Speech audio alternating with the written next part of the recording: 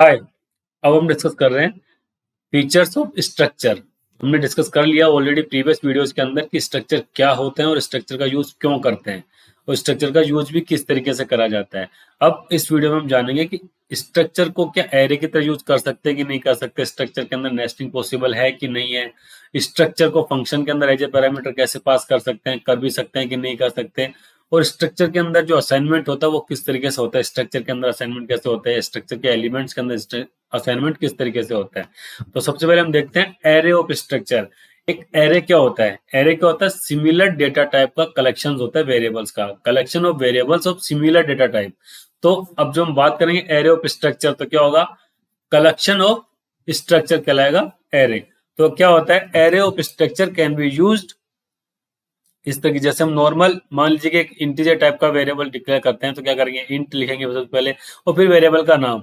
जब उसका array declare करते हैं तो क्या करते हैं? सबसे पहले तो डेटा टाइप डिफाइन करेंगे, इंटीजर टाइप का है तो इंट लिखेंगे, फिर एरे का नाम लिखेंगे और फिर उसके अंदर कैपिटल ब्रैकेट्स के अंदर उसकी साइज क्या होगी, साइज का मतलब उसकी लेंथ कितनी होगी कि कितने वेरिएबल्स हम डिक्लेयर करना चाह रहे हैं। सेम उसी तरीके से हमारे पास में होता है स्ट्रक्चर एरे। जैसे कि हम एक स्ट्रक्चर को डिक्लेयर किस तरीके से करते हैं कि ये कैरेक्टर का नाम, एक एरे है, एक स्ट्रक्चर है इसका नाम है बुक। बुक नाम का स्ट्रक्चर है जिसके अंदर एक कैरेक्टर टाइप का है नेम, फ्लोटिंग टाइप का है प्राइस और इंटीजर टाइप का पेजेज। तो एक बुक नाम का हमारे पास स्ट्रक्चर बन गया। अब इसका अगर हमें एरे डिक्लेयर करना तो कैसे करेंगे? अब इसका डेटा टाइप हो गया स्ट्रक्ट बुक, ये इसका डेटा टाइप हो गया। तो क्या लिख दिया? स्ट्रक्ट बुक डेटा टाइप हो गया। और जैसे हम नॉर्मल एरे डिक्लेयर करते हैं कि सबसे पहले उसका नाम और उसके बाद में कैपिटल ब्रैकेट के अंदर उसका टोटल नंबर ऑफ साइज के कितने वेरिएबल्स हम डिक्लेयर करना चाहते हैं। तो इस तरीके से स्ट्रक्चर एरे को डिक्लेयर करते हैं। अब स्ट्रक्चर एरे को यूज कैसे करते हैं? जैसे हम नॉर्मल एरे को यूज करते हैं कि एरे का नाम लिखते हैं, फिर उसके अंदर कैपिटल ब्रैकेट के बीच में उसका इंडेक्स लिखते हैं, उसी तरीके से उस पर्टिकुलर एरे के एलिमेंट को एक्सेस करा जाता है और डॉट लगा करके। हमने प्रीवियस वीडियो में डिस्कस कर चुका कि अगर हमें इसके अंदर नेम को एक्सेस करना तो कैसे करेंगे? जो भी वेरिएबल का नाम देंगे स्ट्रक्ट बुक टाइप का, उसको डॉट लगा करके नेम लिखेंगे, डॉट लगा के प्राइस लिखेंगे, डॉट लगा के पेजेस लिखेंगे, तो ये एलिमेंट्स एक्सेस हो जाएंगे। सेम उसी पैटर्न के तौर पे जब एरे का यूज करते हैं तो बी कैपिटल ब्रैकेट में जो इंडेक्स आ गया उसका अंदर dot price, dot name, dot page, मतलब जो भी एट्रीब्यूट होगा उसको डॉट के साथ में उसका एक्सेस कर सकते हैं। अब क्या होता है? In an array of structure all elements of the array are stored in adjacent memory locations. Array के अंदर क्या होता है? एरे की प्रॉपर्टी क्या होती है? अगर आपको एरे के फर्स्ट किसी भी एरे के किसी भी इंडेक्स की आपको एड्रेस पता है या फिर बेस एड्रेस पता है कि जो फर्स्ट इंडेक्स फर्स्ट आइटम होगा, तो आप पूरे के पूरे एरे के अंदर जितने भी एलिमेंट्स हैं या जितनी भी साइज है उसकी सभी का आप मेमोरी लोकेशन बता सकते हैं कि वो पर्टिकुलर किस मेमोरी लोकेशन पे होगा। क्यों? क्योंकि मेमोरी लोकेशन जो होता है एरे का कंटिन्यूअस मेमोरी लोकेशन होता है कि अगर बेस एड्रेस उसका 0 है और इंटीजर टाइप का, तो टर्बो सी के अंदर इंटीजर के डेटा टाइप का जो स्टोर करने की मेमोरी वैल्यू होती है वो 2 बाइट होती है। तो अगर आपके पास में 10 आपके पास में आइटम है या एरे की साइज 10 है तो 0, 2, 4, 6, 8 इस तरीके से आपको पता रहेगा कि कौन सा नंबर का इंडेक्स किस जगह पे स्टोर्ड है। सेम उसी तरीके से स्ट्रक्चर एरे के अंदर भी होता है कि कंटिन्यूअस मेमोरी लोकेशन होता है उसका। कैसे होता है? अब इसके अंदर डिस्क सिमिलर टाइप का डेटा टाइप तो है नहीं। अगर जैसे हमने यहाँ पे स्ट्रक्ट बुक B100 कर दिया है तो बी के अंदर इंटीजर टाइप भी हो सकता है, कैरेक्टर टाइप भी हो सकता है, फ्लोटिंग भी हो सकता है, तो उसके अकॉर्डिंग वो वैल्यूज को मेमोरी को स्टोर करता है। कैसे स्टोर कर? जैसे मान लीजिए ये स्ट्रक्ट बुक है तो कैरेक्टर एक इसकी साइज कितनी हो गई? 1 बाइट, फ्लोट की कितनी हो गई? 4 बाइट और इंटीजर की हो गई 2 बाइट। अगर टर्बो सी की हम बात करते हैं तो टोटल मेमोरी साइज कितनी हो गई इसकी? 7 बाइट। तो जब फर्स्ट जो B0 की आएगी अगर उसकी बेस वैल्यू x है तो B1 की जब स्टार्टिंग करेंगे तो x+7 होगी। क्यों? क्योंकि इसका टोटल मेमोरी ऑक्यूपाई 7 बाइट की हो चुकी है, तो उसके अंदर कंटिन्यूस मेमोरी लोकेशन चलेगी। जैसे कि B0 name price and pages in memory would be immediately followed by B1's name price and pages. जो बेस एड्रेस होगा वो अपने आप जिस तरीके से नॉर्मल एरे का आइडेंटिफाई करते हैं उसी तरीके से हम स्ट्रक्चर एरे का भी आइडेंटिफाई कर सकते हैं। अब नेस्टिंग ऑफ स्ट्रक्चर, जैसे हमने नेस्टिंग पढ़ी थी कि लूप सिस्टम जब भी होता है, फॉर लूप हो या वाइल लूप हो, उनके अंदर भी नेस्टिंग हो सकती है। फोर के अंदर वाइल भी हो सकता है, वाइल के अंदर फोर भी हो सकता है, वाइल के अंदर वाइल, फोर के अंदर फोर, के अंदर फोर, किसी भी लेयर पे हम जा सकते हैं। उसी तरीके से जब हम बात करते हैं तो कंडीशनल स्टेटमेंट की इफ एल्स का कैसे यूज करते हैं कि तो इफ के अंदर इफ हो सकता है, इफ के अंदर इफ के अंदर इफ के अंदर इफ हो सकता है। जितनी लेवल तक आप कन्वीनियंट हैं, जितना आपको इजी लगता है उस लेवल तक आप जा सकते हो, कहीं पे कोई इसके अंदर दिक्कत नहीं होती। तो उसी तरीके से स्ट्रक्चर का भी क्या होता है? एक स्ट्रक्चर के अंदर दूसरा स्ट्रक्चर हो सकता है, दूसरे के अंदर तीसरा हो सकता है, तीसरे के अंदर चौथा हो सकता है, मतलब स्ट्रक्चर के अंदर स्ट्रक्चर को आप एक्सेस कर सकते हैं। वो होता है नेस्टिंग स्ट्रक्चर। जैसे कि हमने यहाँ पे सैंपल के तौर पे एक एड्रेस नाम का स्ट्रक्चर बना रखा है जिसके अंदर की फोन, सिटी और पिन है।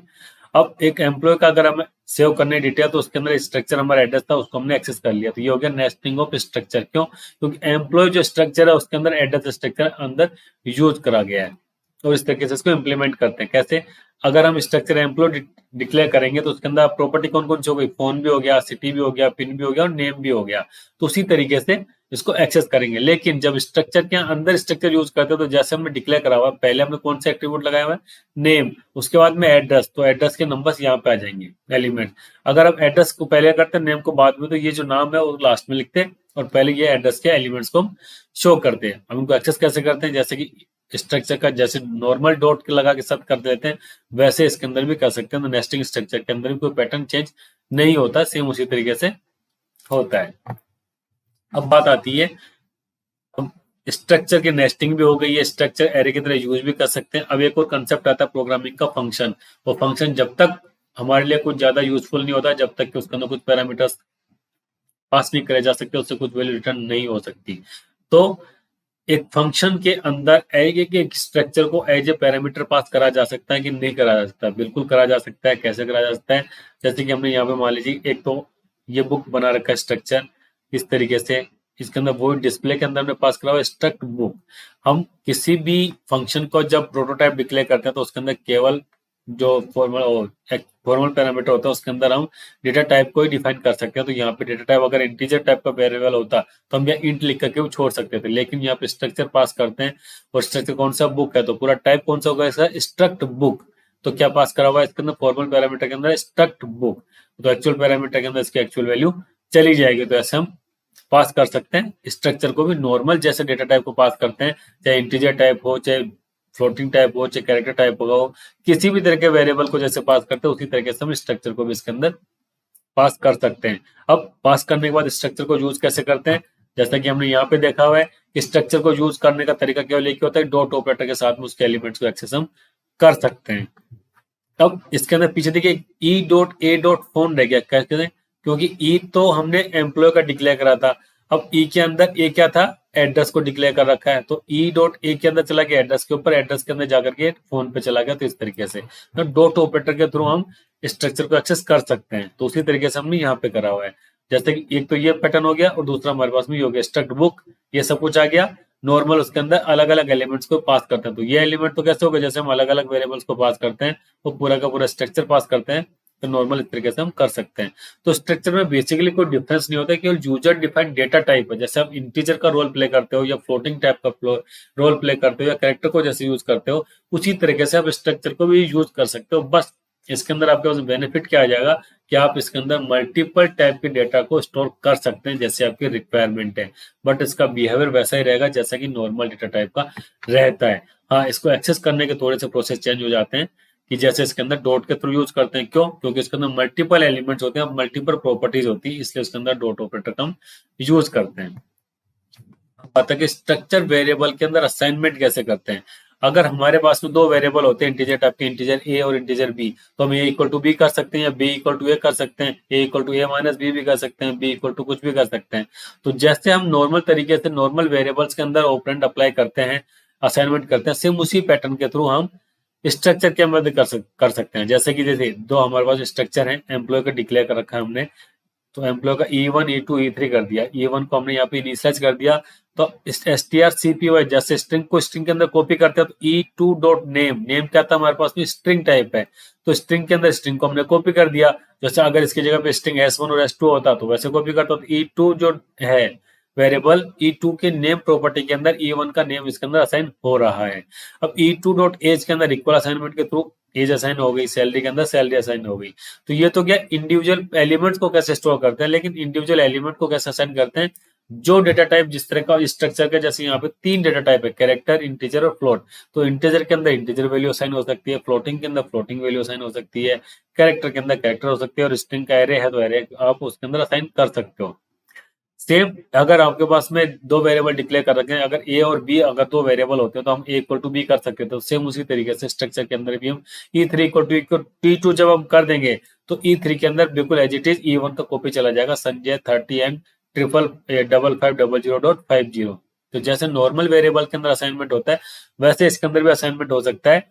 और जैसे एलिमेंट्स के ऊपर बात करते हो तो एलिमेंट के अंदर एलिमेंट भी स्टोर हो सकता है। तो ये हमारे पास में एरे के स्ट्रक्चर के कुछ फीचर्स थे कि किस तरीके से स्ट्रक्चर को हम डिक्लेयर करते हैं, इनिशियलाइज करते हैं, असाइनमेंट करते हैं, कैसे उसको एरे की तरह डिक्लेयर कर सकते हैं, किस तरीके से उसको फंक्शन के अंदर एज ए पैरामीटर पास कर सकते हैं। Okay, thank you.